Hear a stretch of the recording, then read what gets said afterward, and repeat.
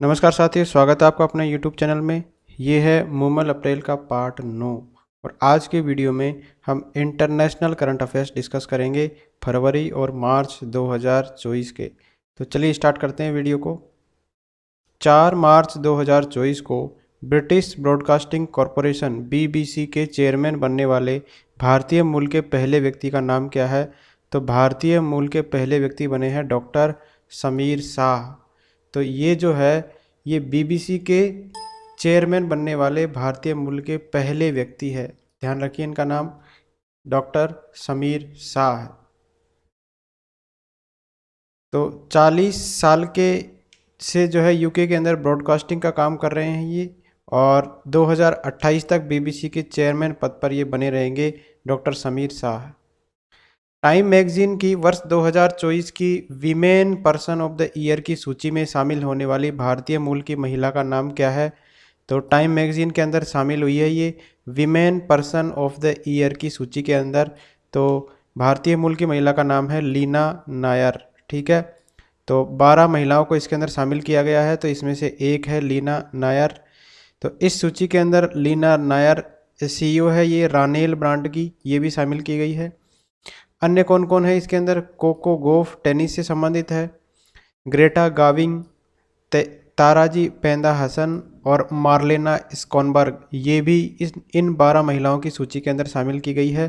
तो भारतीय मूल की याद रखिए लीना नायर टाइम मैगजीन की 2024 की women person of the year की सूची में शामिल होने वाली है। 7 मार्च 2024 को North Atlantic Treaty Organisation NATO का 32वां सदस्य कौन सा देश बना है? तो नाटो का 32वां बना है स्वीडन। ठीक है, तो 31वां सदस्य बना था फिनलैंड और इसके बाद में 32वां सदस्य बना है स्वीडन। नाटो की स्थापना संयुक्त राज्य अमेरिका, कनाडा और अन्य पश्चिम यूरोपीय देशों के द्वारा अप्रैल 1949 के अंदर की गई थी। ये एक सैन्य गठबंधन है और इसका मुख्यालय याद रखिए कहाँ पर है? ब्रुसेल्स, बेल्जियम के अंदर। तो याद रखिए नाटो का 32वां सदस्य कौन बना है? स्वीडन बना है। 31वां है फिनलैंड। नेपाल ने किस शहर को अपनी पर्यटन राजधानी बनाने की घोषणा की है? तो नेपाल के दो बड़े शहर है, एक तो काठमांडू है और दूसरा है पोखरा। तो पोखरा को पर्यटन राजधानी बनाने की घोषणा की है। काठमांडू से 200 किलोमीटर दूर है ये पश्चिम के अंदर, और काठमांडू के बाद नेपाल का दूसरा सबसे आबादी वाला शहर भी है पोखरा। तो पोखरा है नेपाल की पर्यटन राजधानी। WTSA 2024 और IMC 2024 की मेज़बानी कौन सा देश करेगा? तो WTSA और दूसरा है IMC। तो ये है इंडिया मोबाइल कांग्रेस, और इसके अलावा है अंतर्राष्ट्रीय दूरसंचार संघ के द्वारा आयोजित है विश्व दूरसंचार मानकीकरण असेंबली, जिसको अपन बोलते हैं WTSA।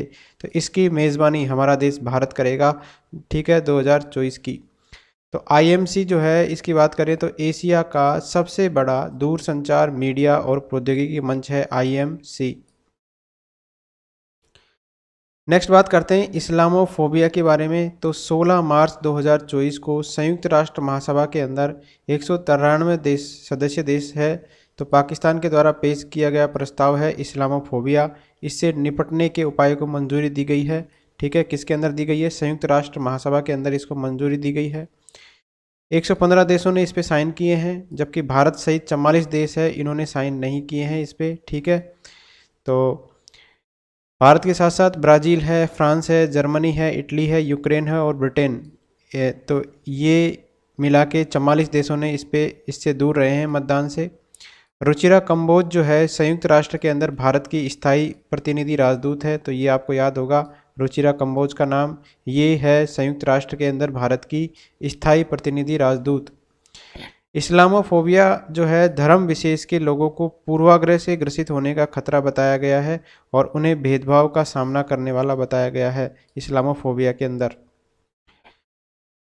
18 मार्च 2024 को 5वीं बार रूस के राष्ट्रपति कौन चुने गए हैं? तो 5वीं बार चुने गए हैं 18 मार्च 2024 को, और ये रूस के राष्ट्रपति चुने गए हैं, इनका नाम है व्लादिमीर पुतिन। ठीक है, रूस की संसद जो है फेडरल असेंबली, ऊपरी सदन कहलाता है इसका काउंसिल ऑफ फेडरेशन, निचला सदन कहलाता है स्टेट डुया। ठीक है। रूस का जो राष्ट्रपति है भारत के प्रधानमंत्री के बराबर रहता है, जैसे भारत में प्रधानमंत्री है उसी दर्जे की पोस्ट है रूस के अंदर राष्ट्रपति की। तो व्लादिमीर पुतिन ये 5वीं बार चुने गए हैं। रूस के अंदर बात करें तो भारत के नए राजदूत किसको बनाया गया है, तो विनय कुमार बने हैं नए राजदूत। मोबाइल वर्ल्ड कांग्रेस 2024 का आयोजन कहाँ हुआ है? मोबाइल वर्ल्ड कांग्रेस इसका आयोजन हुआ है बार्सिलोना स्पेन के अंदर। ठीक है। तो मोबाइल वर्ल्ड कांग्रेस 2024 की मेज़बानी GSMA के द्वारा बार्सिलोना स्पेन के अंदर की गई है। GSMA क्या है? GSMA एक वैश्विक संगठन है जो सकारात्मक व्यावसायिक वातावरण और सामाजिक परिवर्तन के लिए मूलभूत व नवाचार की खोज, विकास और वितरण के लिए जाना जाता है। ठीक है। तो GSMA के द्वारा इसकी मेज़बानी की गई है मोबाइल वर्ल्ड कांग्रेस 2024 की बार्सिलोना स्पेन में। पाकिस्तान के नए प्रधानमंत्री कौन बने हैं, तो शाहबाज शरीफ बने हैं, ये है 22वें। ठीक है। और पाकिस्तान के नए राष्ट्रपति बने हैं आसिफ अली जरदारी, ये है 14वें। तो 14वें राष्ट्रपति है आसिफ अली जरदारी और 22वें प्रधानमंत्री है शाहबाज शरीफ। लोकतंत्र शिखर सम्मेलन का तीसरा संस्करण 18 मार्च 2024 को कहाँ आयोजित हुआ है? लोकतंत्र शिखर सम्मेलन का ये तीसरा संस्करण था और ये आयोजित हुआ है सियोल दक्षिण कोरिया के अंदर। तो लोकतंत्र के लिए पहला शिखर सम्मेलन 2021 में अमेरिका के अंदर आयोजित हुआ था। यह पहल अमेरिकी राष्ट्रपति जो बाइडेन के द्वारा शुरू की गई है। तीसरा कहाँ पर आयोजित हुआ है? सियोल दक्षिण कोरिया में। पृथ्वी के सबसे दूरस्थ बिंदु है पॉइंट नीमो। इस तक पहुंचने वाले दुनिया के पहले व्यक्ति कौन बने हैं? तो पॉइंट नीमो तक पहुंचने वाले पहले व्यक्ति बने हैं क्रिस ब्राउन, ये है ब्रिटेन के। तो पॉइंट नीमो जो है न्यूजीलैंड के पूर्व में दक्षिण प्रशांत महासागर में स्थित पृथ्वी का सबसे सुदूरतम बिंदु है पॉइंट नीमो। ठीक है। तो यहाँ तक पहुँचे हैं कौन? क्रिस ब्राउन, ये है ब्रिटेन के। हाल ही में किस देश ने भारतीयों को वीज़ा फ्री प्रवेश देने की अनुमति प्रदान की है? तो वीज़ा फ्री प्रवेश देने की अनुमति प्रदान की है ईरान ने इंडिया के लोगों को। ठीक है। तो ईरान में पर्यटन के उद्देश्य से जाने वाले जो भी भारतीय है इनको 15 दिन के लिए वीज़ा के बिना भी एंट्री मिल सकेगी, यानी जिन भारतीयों के पास वीज़ा नहीं है उनको भी ईरान के अंदर एंट्री दी जाएगी। ठीक है। वीज़ा फ्री एंट्री है। अब वीज़ा फ्री एंट्री देने वाले अन्य देश भी है, जैसे इंडोनेशिया देता है, इसके बाद में थाईलैंड देता है, मलेशिया, वियतनाम, मालदीव, ईरान, इसके बाद नेपाल, केन्या और श्रीलंका, ये अन्य देश है जो वीज़ा फ्री एंट्री देते हैं। अभी हाल ही में ईरान ने भी ये स्टार्ट कर दिया है। विश्व बैंक के द्वारा 7 फरवरी 2024 को जारी की गई लॉजिस्टिक परफॉर्मेंस इंडेक्स 2023 के अंदर भारत का कौन सा स्थान रहा है? लॉजिस्टिक परफॉर्मेंस के अंदर भारत का स्थान है 38वां। ठीक है। कौन सा स्थान रहा है भारत का? 38वां स्थान। तो विश्व बैंक के द्वारा 139 देशों की जारी की गई इस रैंकिंग में भारत का 38वां स्थान है। ठीक है। यह रिपोर्ट देशों को व्यापार लॉजिस्टिक के प्रदर्शन में आने वाली चुनौती और अवसरों की पहचान करने के अंदर मदद करता है। तो लॉजिस्टिक के अंदर हमारी रैंक क्या है? 139 देशों में 38वीं। 9 से 10 फरवरी 2024 को 7वां हिंद महासागर सम्मेलन कहाँ पर आयोजित किया गया है?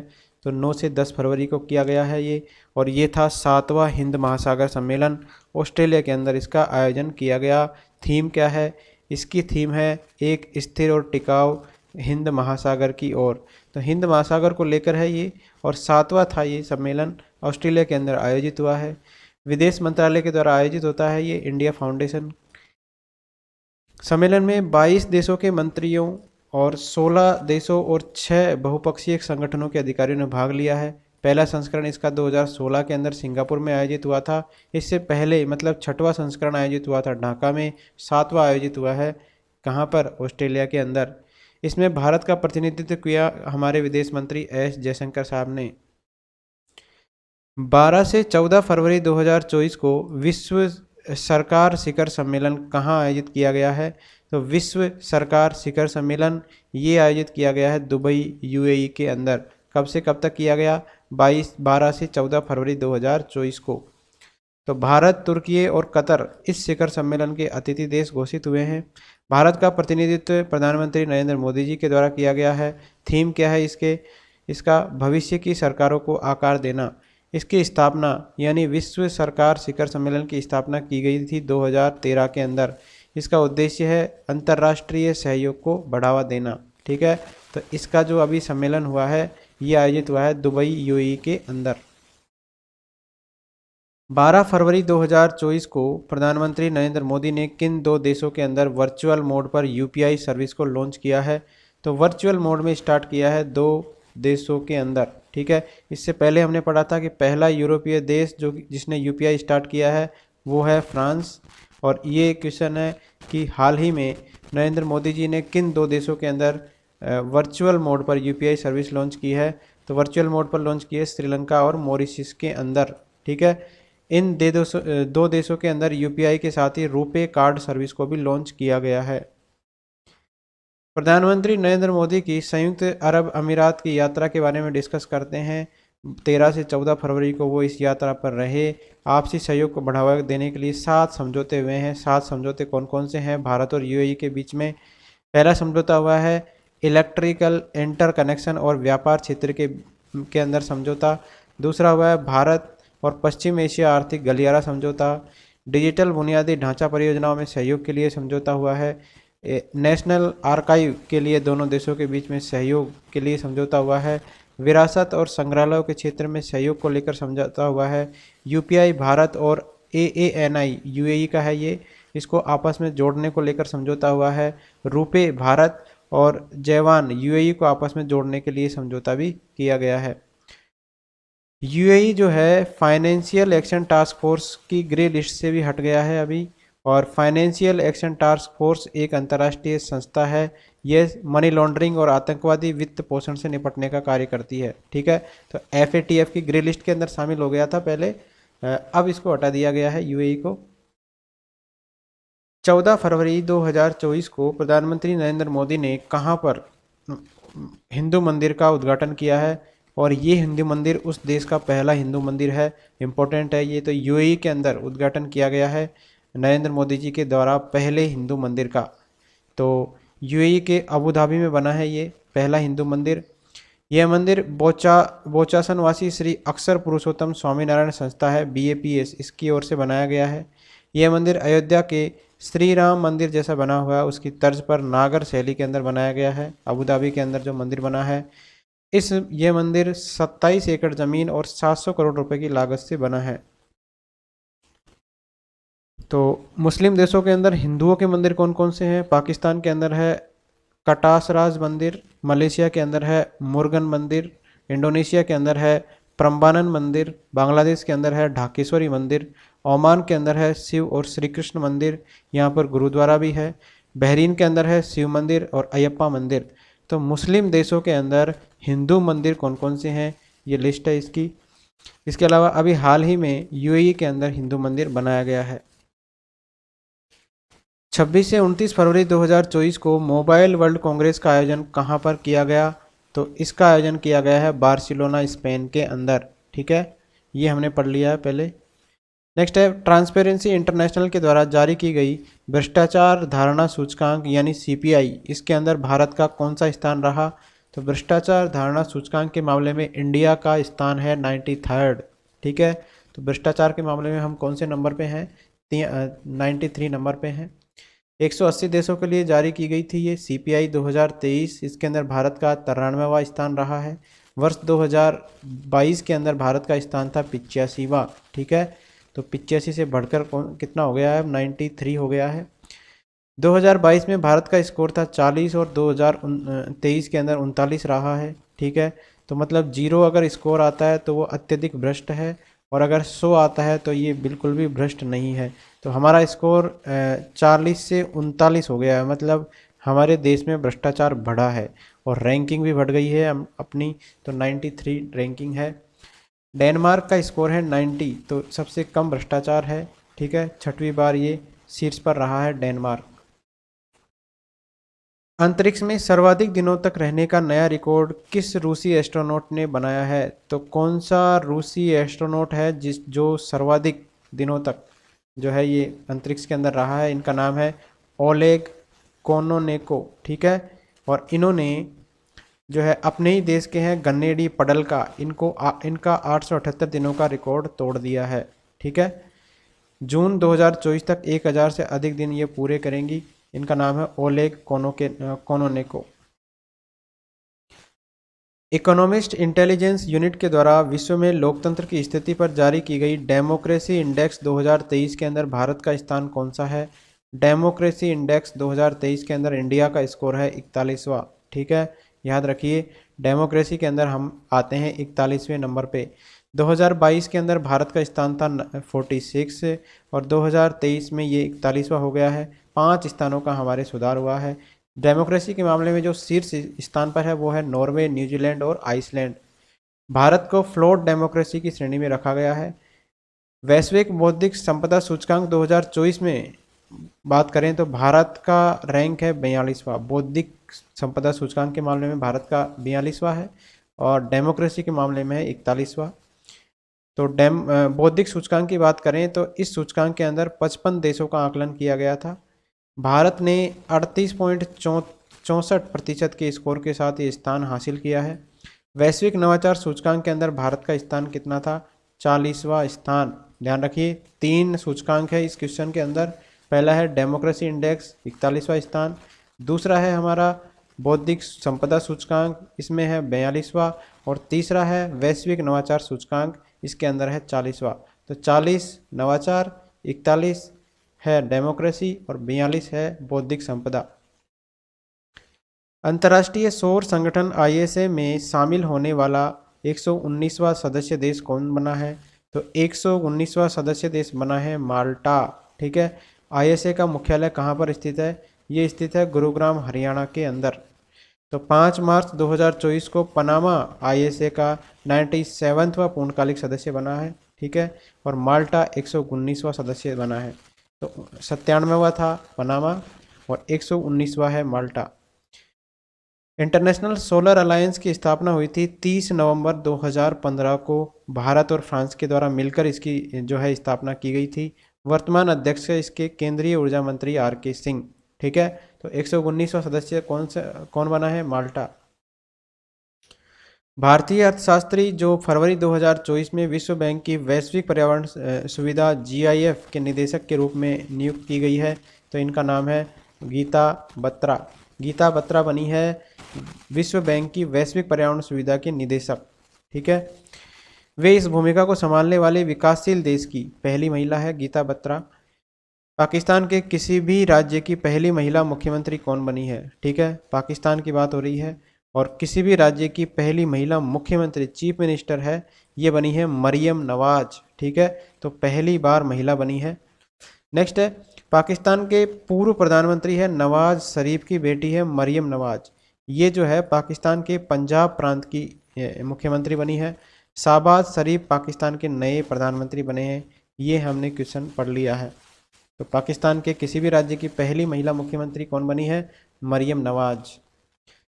नेक्स्ट हम सूचकांक की बात करते हैं। तो विश्व खुशहाली सूचकांक वर्ल्ड हैप्पीनेस इंडेक्स 2024 ये जारी किया गया है 20 मार्च को। 20 मार्च को मनाते हैं वर्ल्ड हैप्पीनेस डे, ठीक है। जारी कौन करता है इसको? संयुक्त राष्ट्र सतत विकास समाधान नेटवर्क इसको जारी करता है।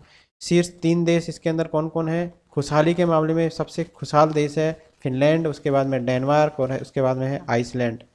फिनलैंड है लगातार 7वीं बार टॉप पर। इसके अंदर भारत का स्थान है 126वां। तो याद रखिए, खुशहाली के मामले में हमारा स्थान कौन सा है? 126वां। अंतिम स्थान पर है अफगानिस्तान। अब ये जो आकलन किया जाता है, ये किया जाता है प्रति व्यक्ति GDP के आधार पर, सामाजिक सहयोग के आधार पर, उदारता, भ्रष्टाचार की कमी और स्वस्थ जीवन के आधार पर ये सूचकांक तैयार किया जाता है। 126वीं हमारी रैंक है इसके अंदर। नेक्स्ट सूचकांक है मानव विकास सूचकांक रिपोर्ट 2022। ये भी आ गई है। ये जारी की गई 15 मार्च 2024 को। जारीकर्ता कौन है? संयुक्त राष्ट्र संघ। इसमें टोटल 193 देश है। टॉप पर है स्विट्जरलैंड, लगातार दूसरी बार है। भारत का स्थान है 134वां। तो खुशहाली के मामले में 126वां और मानव विकास के मामले में 134 में वह स्थान है। 2021 में हमारा स्थान 135वां था। पड़ोसी देशों की बात करें तो श्रीलंका का स्थान है 78, भूटान 125, बांग्लादेश 129, म्यांमार 144, नेपाल 146, पाकिस्तान 164 और स्विट्जरलैंड में लोगों की उच्च आय और औसत आयु इसकी शीर्षता के कारण रहे हैं। स्विट्जरलैंड टॉप पे है मानव विकास के मामले में। हमारे से अच्छी रैंक है श्रीलंका और भूटान की, इसके अलावा है बांग्लादेश की। तो हमसे खुशहाल मतलब मानव विकास के मामले में जो है हमसे अच्छी रैंक है श्रीलंका, भूटान और बांग्लादेश की। हमारी रैंक है 134वीं। Thank you friends.